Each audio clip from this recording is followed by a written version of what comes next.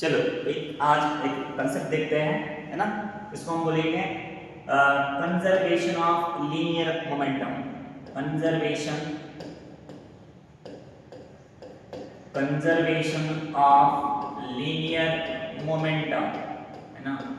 Linear momentum जैसे कि है ना बचपन से पढ़ते आ रहे हैं, मोमेंटम के बारे में थोड़ी बहुत सबको आइडिया है। जैसे कि भैया जब भी हम मोमेंटम के बारे में सोचते हैं समझते हैं तो कुछ ना कुछ यहाँ पे जो है हमें एक चीज मिल जाती है मोमेंटम को लेके, है ना। हालांकि उसका जो है यहाँ पे अगर मैथमेटिकली डायरेक्टली लिखूं तो भैया मोमेंटम का मतलब क्या होता है, P = m × v, है ना। किसी भी ऑब्जेक्ट का मास अगर उसके अगर वो समथिंग वेलोसिटी से दौड़ रही होगी, उन दोनों को अगर हम प्रोडक्ट फॉर्म में लिखेंगे तो एक चीज मिलके आती है, एक फिजिकल क्वांटिटी वहां पे जो है इंट्रोड्यूस हो जाती है, जिसको हम क्या बुलाते हैं, मोमेंटम बुलाते हैं, है ना। उसी चीज को लेके हमें एक आज डिस्कशन करना है। इसका टॉपिक का नाम है कंजर्वेशन ऑफ लीनियर मोमेंटम, है ना। तो भैया जैसे कि हम यहाँ पे बोल रहे हैं ना कंजर्वेशन, ठीक है। साइंस में थोड़ा सा वर्ड्स जो है बड़ा भारी भक्कम आ जाता है, लेकिन मीनिंग तो भैया अगर हम हमारी लैंग्वेज में देखेंगे, है ना, कंजर्वेशन का मतलब होता है कांस्टेंट होना। कैसे होना, कांस्टेंट होना। बचपन से एक चीज हमारे कान के ऊपर है ना कंटिन्यूअसली गिरती आ रही है ना। जैसे कि हम यहाँ पे बोले कि कंजर्वेशन ऑफ एनर्जी, है ना। कंजर्वेशन ऑफ एनर्जी की अगर मैं बात करूंगा तो क्या होता है ना। जनरली कंजर्वेशन को मैंने बोला है कि भैया उसका मीनिंग अगर हमारे थोड़ी सी मतलब लैंग्वेज में देखेंगे तो कांस्टेंट रहना, है ना, रिमेन्स सेम रहना। भैया वही चीज होती है बचपन से सुनते आ रहे हैं कंजर्वेशन ऑफ एनर्जी। तो energy neither be created nor be destroyed, it only transfer from one state to another state, ठीक है। तो एनर्जी कैसी होती है, आपकी कंजर्व होती है, खत्म नहीं हो पाएगी, ना ही उसको हम मतलब जो है बना पाएंगे खुद से, है ना, और ना ही उसको हम जो है घटा पाएंगे। neither be created nor be destroyed, it only transfer from one state to another state, है ना। उसका ही मतलब जो है यहाँ पे वर्ड यूज किया गया है कंजर्वेशन, है ना। कांस्टेंट रहेगी, कैसे रहेगी, कांस्टेंट रहेगी, है ना। उसको ही लेके थोड़ा सा यहाँ पे डिस्कशन करेंगे हम कि भैया लीनियर मोमेंटम किस तरह से क्या होती है, कंजर्व होती है। क्या होती है, कंजर्व होती है। देखो यहाँ पे कि चलेंगे हम यहाँ पे थोड़ा सा जो है न्यूटन का थर्ड लॉ यहाँ पे हमें यूज करना है ना। मान लेते हैं कि सिस्टम है, क्या है, सिस्टम है कि मान लो यहाँ पे दो बॉडी का सिस्टम है। यहाँ पे एक बॉडी है आपकी, ठीक है, यहाँ पे एक बॉडी है जिसको मैं नाम दे रहा हूँ ए, ठीक है। मान लेते हैं कि उसका मास कुछ m1 है और ये बॉडी जो है एक वेलोसिटी से दौड़ रही है। मान लो कि u1 इतने वेलोसिटी से दौड़ रही है और सेकंड बॉडी जो है यहाँ पे है जिसका मैं नाम यहाँ पे दे रहा हूँ बॉडी बी, और इसका कुछ मास मान लेते हैं m2, है ना। यहाँ पे ये बॉडी भी समथिंग वेलोसिटी से दौड़ रही है, इसको मैंने यहाँ पे नामकरण कर दिया है u2, ठीक है। ये इनिशियल वेलोसिटीज है इन बॉडीज की, ठीक है।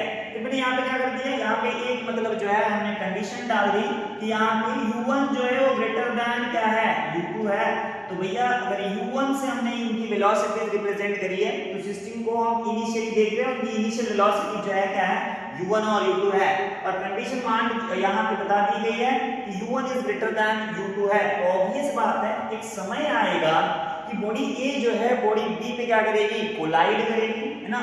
सर जैसे ही बॉडी जो है ए वो बी पे क्या करेगी, कोलाइड करेगी, तो भैया ये बॉडी जो है वो समथिंग फोर्स एक्सर्ट करेगी बॉडी बी पे। At the same time body B भी क्या करेगी, ए बॉडी पे फोर्स लगाएगी, है ना। तो भैया यहाँ पे हम थोड़ा सा न्यूटन के थर्ड लॉ को यूज करेंगे, every action has an equal and opposite reaction. तो कहानी देखो क्या बनेगी, कहानी इस तरह से बनेगी कि भैया यहाँ पे मैं लिखूं, ठीक है, यहाँ पे हम लिख रहे हैं कि भैया फोर्स एक्सर्टेड बाय ए, है ना, force exerted by A on B और force exerted by B on A. अगर इसको मुझे मैथमेटिकली लिखना है तो कैसे लिखेंगे, है ना, थोड़ा सा लिख लेंगे यहाँ पे force exerted on A due to B is exactly equal to force exerted on B, है ना। Force exerted on A due to A, ठीक है, force exerted on B due to A, है ना। कैसे रहेंगे, सेम रहेंगे, इक्वल एंड अपोजिट रहेंगे, ठीक है। तो भाई साहब यहाँ पे अगर हम आगे चलेंगे यहाँ पे अगर हम आगे चलेंगे तो भैया हमें यहाँ पे न्यूटन के थर्ड लॉ के रिगार्डिंग कुछ बातें मतलब जो है ध्यान में रखनी होगी। कैसे कि भैया जब भी हम न्यूटन का थर्ड लॉ होल्ड होते हुए देखते हैं ना, तो हमें पता होना चाहिए कि भैया वहां पे जो है नेचर ऑफ फोर्स सेम होना चाहिए, है ना। सेकंड बात ये होती है कि भैया मैग्नीट्यूड फोर्सेस का सेम होना चाहिए, है ना। डायरेक्शन जो है वो कैसा होना चाहिए, अपोजिट होना चाहिए। कैसा होना चाहिए, अपोजिट होना चाहिए, अपोजिट होना चाहिए। और फोर्थ बात जो होती है कि यहाँ पे जो फोर्सेस का एक्सर्शन है ना, कि फोर्सेस किस मतलब तरह से एक्सर्ट होनी चाहिए, है ना। तो वहां पे दो बॉडीज होनी चाहिए, टू बॉडीज वहां पे होनी चाहिए जो कि एक दूसरे के ऊपर क्या करे, वो फोर्सेस को एक्सर्ट करे, है ना। तो ये सारी बातें यहाँ पे होल्ड होती हुई दिख रही है मुझे कि भैया सेम नेचर का फोर्स है, मैग्नीट्यूड भी यहाँ पे सेम दिख रहा है मुझे, अपोजिट डायरेक्शन में एक्सर्ट हो रहा है। माइनस साइन इंडिकेट क्या कर रही है, डायरेक्शन इंडिकेट कर रही है। जब भी फिजिक्स में माइनस साइन कहीं पे अगर आप ऑब्जर्व कर रहे हैं मैथमेटिकली, ठीक है, तो थोड़ा सा वहां पे आपको जो है ध्यान रखना है कि यहाँ पे साइन जो है उस सिस्टम के बारे में, उन मतलब जो है बॉडीज के बारे में हमें कुछ ना कुछ जो है इंफॉर्मेशन देगी। जैसे कि यहाँ पे हमें इंफॉर्मेशन मिल रहा है कि डायरेक्शन जो है फोर्सेस का वो कैसा है, अपोजिट है। कैसा है, अपोजिट है, ठीक है। तो भैया यहाँ पे सारी बातें होल्ड होते हुए दिख रही है। और सिमिलर वे में यहाँ पे टू बॉडीज भी एग्जिस्ट हो रही है। तो यहाँ पे अगर मैं इस मैथमेटिकल टर्म को आगे लेके जाऊं, force on A due to B is exactly equal to force on B due to A but in opposite direction। तो भैया जैसे ही बॉडी A जो है वो बॉडी B को मतलब जो है क्या करेगी, है ना, कोलाइड करेगी। जैसे ही कोलाइड करेगी तो भैया ठोक देगी वो बॉडी B को, है ना। जैसे ही ठोकेगी सर तो भैया B भी जो है बदला लेगा, B भी क्या करेगा, A को ठोक देगा, ठीक है। तो भैया ये जो वर्ड यहाँ पे यूज कर रहे हैं हमने कि A जो है B को ठोक दे रही है और B जो है A को ठोक दे रही है ना। तो भैया जब भी ये कोलाइड करेंगे, है ना, एक दूसरे पे, ठीक है, तो इक्वल एंड अपोजिट डायरेक्शन में फोर्सेस एक्सर्ट करेगी, जो यहाँ पे मैथमेटिकली लिखा है। तो यहाँ पे जैसे ही भैया ए जो है बी पे कोलाइड करने के बाद फोर्स एक्सर्ट करेगी तो इसका कुछ ना कुछ जो है वेलोसिटी चेंज हो जाएगा at the time when they are collide to each other, है ना। तो क्या हो जाएगा, इनके वेलोसिटीज कुछ चेंज हो जाएगी, है ना। मान लो कि इसकी फाइनल वेलोसिटी कुछ ना कुछ हम v2 मान लेते हैं, इसकी फाइनल वेलोसिटी मान लो कुछ ना कुछ हम v1 मान लेते हैं, ठीक है। तो फोर्सेस का देखो, ये क्या करेगी, ए जो है ना बी के ऊपर इस वाले डायरेक्शन में फोर्स लगाएगी और बी जो है ए पे इस वाले डायरेक्शन में फोर्स लगाएगी, ठीक है। तो वेलोसिटी में चेंज आएगी, तो इनडायरेक्टली वेलोसिटी में चेंज आना मतलब इनके मोमेंटम में चेंज आना। लेकिन भैया टोटल मोमेंटम अगर देखेंगे हम, फाइनल मोमेंटम अगर आप जब देखेंगे तो कहानी देखो क्या होती है, ठीक है। यहाँ पे इस देखो force on A due to B, तो भैया क्या हो जाएगा, यहाँ पे हम भैया फोर्स एक्सर्ट होने के बाद, है ना, हम सबको पता है F इक्वल टू क्या आया, F is equal to m into a, है ना। भैया क्या हो जाएगा, यहाँ m1 a1 is exactly equal to minus of m2 क्या आ जाएगा, a2। वेलोसिटी चेंज हो रही है तो एक्सेलरेशन में भी क्या आएगा, चेंज आएगा, ठीक है। तो थोड़ा सा इसको आगे अगर हम मतलब जो है मैथमेटिकली सॉल्व करते हैं तो कहानी क्या बनती है, m1 एक्सेलरेशन में चेंज मतलब final velocity minus initial upon जो है कुछ समय ले t0, ठीक है।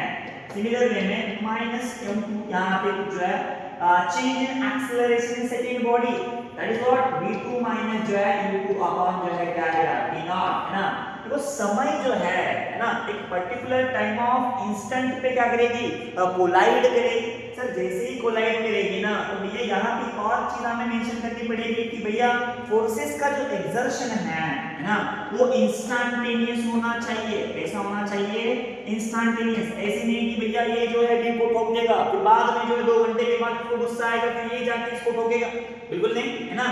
Eight the same time as the force exerted by body A on B, at the same time body B exerts the force on A in opposite direction, ठीक है।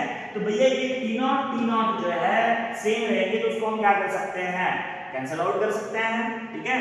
तो भैया आगे बात बन रही है, क्या बन रही है, m1 v1 माइनस जो है m1 u1 is exactly equal to minus m2 v2 minus जो है क्या आ जाएगा, माइनस माइनस क्या हो जाएगा, प्लस हो जाएगा, m2 और क्या हो जाएगा, u2 हो जाएगा, है ना।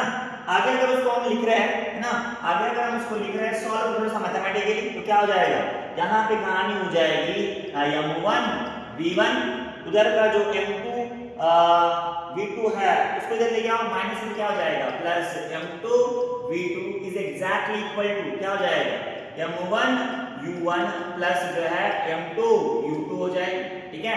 थोड़ा ठीक से लिख रहे हैं इसको, ठीक है, m1 v1 प्लस जो है m2 v2 is exactly equal to m1 u1 plus जो है m2 u2, ठीक है। तो भैया देखो यहाँ पे m1 u1 plus m2 u2 है ना, ये क्या है आपका, ये आपका p इनिशियल है, यानी इनिशियल मोमेंटम है, ये क्या है आपका m1 v1 और m2 v2, ये क्या है आपका फाइनल मोमेंटम है।